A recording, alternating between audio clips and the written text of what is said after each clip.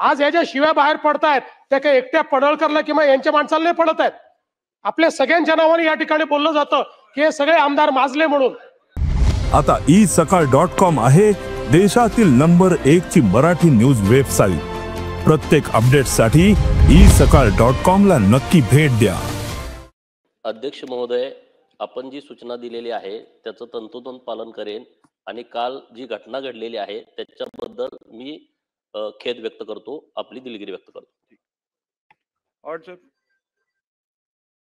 अध्यक्ष महोदय,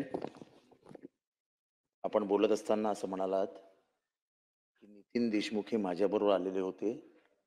तर सभागृहात येताना मी दररोज एकटाच येतो, माझ्याबरोबर मी कधीही कोणाला आणत नाही. माझ्या मागे फक्त माझा PA चालत असतो, त्याच्याशिवाय माझ्याबरोबर कोणीही नसतं. मी कधीही कोणाच्या पासवर सही करत नाही आणि कोणाला पासही इश्यू करत नाही.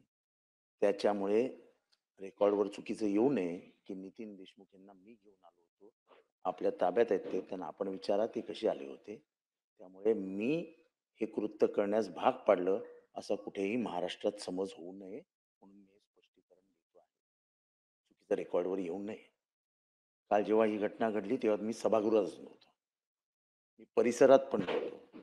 मी जेव्हा ही घटना घडली तेव्हा मरीन लाईन्समध्ये होतो. त्याच्यामुळे ह्या घटनेशी डायरेक्ट किंवा इनडायरेक्ट असा माझा कुठलाही संबंध नाही.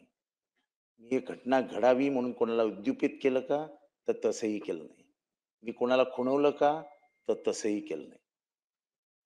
राहिली गोष्ट ह्या लोकशाहीच्या मंदिराची, ही मंदिरात घडलेली घटना कोणीही घडवली असेल, कशीही घडली असेल,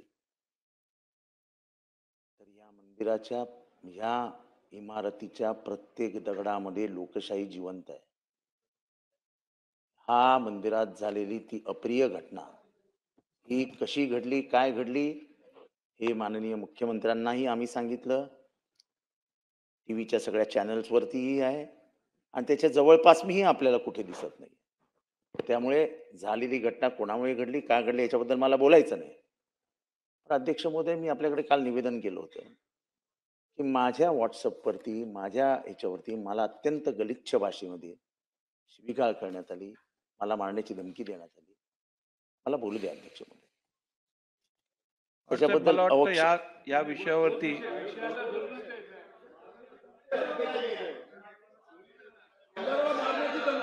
तर अध्यक्ष महोदय, मला वाटतं या विषयाचं गांभीर्य या सभागृहातील सर्व सदस्यांनी घेणं आवश्यक आहे. तुम्हाला इतर सगळ्या गोष्टी ज्या आहेत त्या तुम्ही यापूर्वी दालनात येऊन मला सांगितलेल्या आहेत.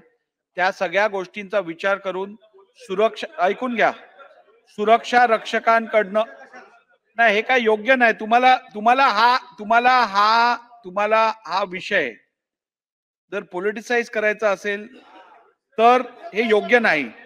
मला वाटतं आपल्याला सभागृहाच्या भावने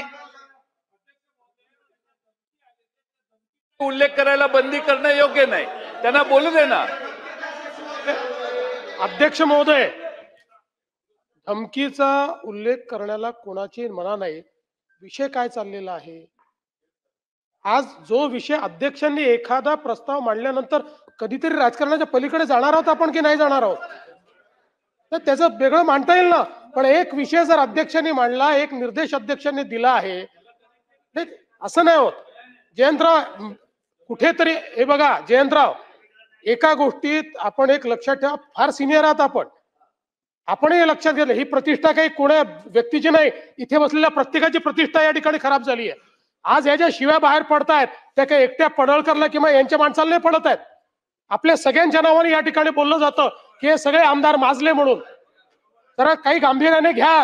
ही प्रत्येक गोष्ट अशी पॉलिटिसाइज करून आपण महाराष्ट्रातल्या जनतेला काय सांगणार आहोत जयंतराव, हे बरोबर नाहीये. अशा प्रकारे समर्थन करणं योग्य नाहीये. मला वाटतं जी घटना महाराष्ट्रातील सर्व बातम्यांचे विश्वासार्ह व्यासपीठ,